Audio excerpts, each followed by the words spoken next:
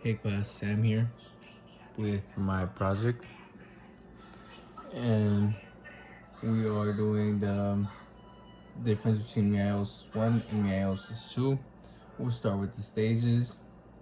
Yeah, obviously it goes into interphase, but then it goes into prophase, where the homologous chromosomes will pair up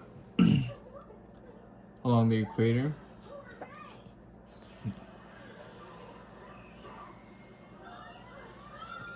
It hits prometaphase, and then after prometaphase, it hits a metaphase.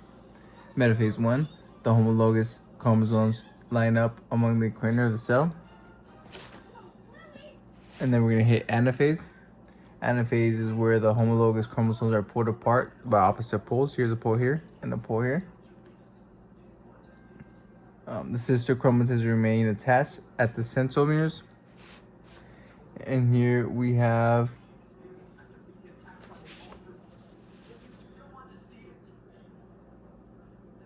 telophase, where chromosomes are separated or having at opposite poles.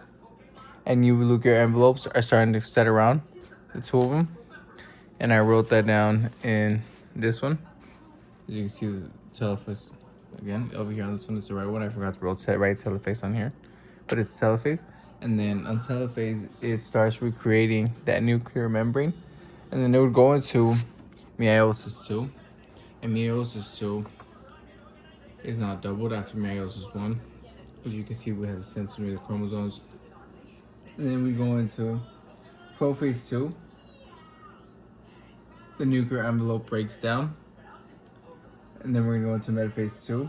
The chromosomes line up individually alongside of the equatorial plane.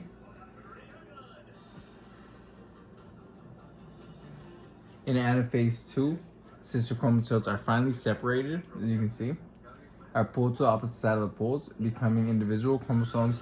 This stage is when the actual genetic material is half in terms of chromatids per cell. And then we have telophase 2. The chromatids, now individual chromosomes, reach the poles and nuclear envelopes reform around them.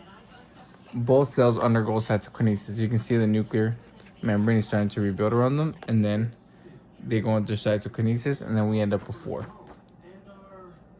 of them, and that means they're all genetically unique haploid cells. They're gametes at this point.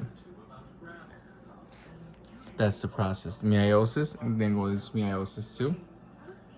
And you have these are the spindles. See that? Spindle fibers. We have centrosomes in here. We have the poles marked. Let's see. How the poles marked. Nuclear membranes, obviously, remade at the end. And the difference between 1 and 2 is 1 is going to end with 2, right? And then meiosis 2 is going to end with 4. And meiosis 4 has the 4 haploids daughters.